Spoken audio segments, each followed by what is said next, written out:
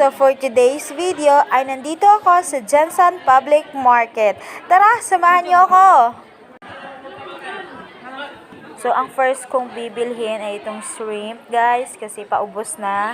Dami pang nakapila kaya first come first serve.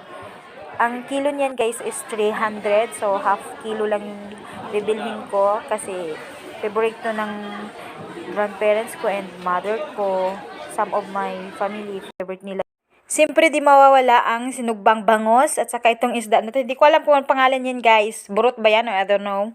So yan, pinaka-favorite namin na ilagay sa pipino. Gawing salad, parang salad na pipino, ganun. Kinilaw. Basta tawag doon kinilaw. Yan.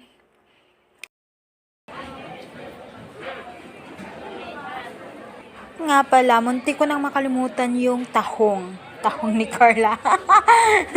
So, ayun guys. Kailangan ko pala ng shell. Munti ko na makalimutan. Importante pa naman yung, yung shell na yan. Kasi, favorite ni mama yun eh. Tsaka, pwede din siyang gawing apple guys. Kaya kailangan kong bumili niyan. Kasi request ni Lola na bibili daw ako ng ganun. Para may pang-apple din siya. Sa mga di nakakaalam, yun po yung yung partner sa nganga. Nganga ba yun? Basta sa amin kasi tawag dun is mama. Ayan. Ginagawang apog para dun sa nganga. Basta yun guys, hindi ko alam yung lasa, pero ewan ko ba kung bakit gustong-gusto yun ng mga matatanda, lalo na yung mga Muslim.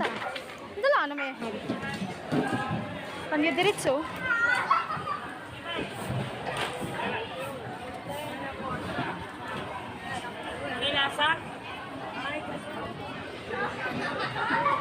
So, dito na area guys is all vegetable siya. Ayan.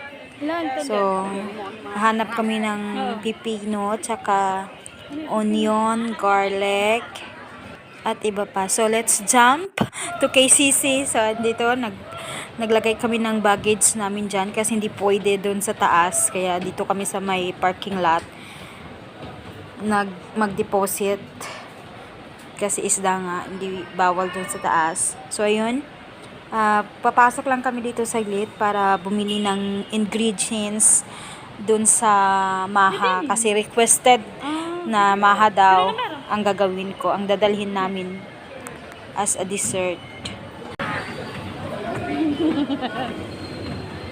So, bibilisan na namin guys kasi gabi na at mag-close na yung KCC Mall of Jensen. So,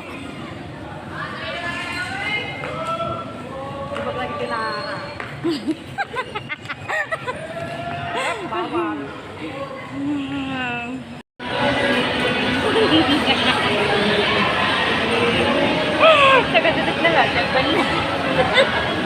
Sagot lang. Ako ito sa Jane. Ang tilanon kasi wala yan. oh. DSM yan.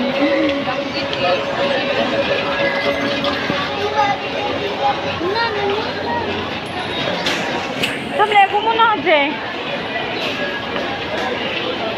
Maha, tapos bawa i-cooker.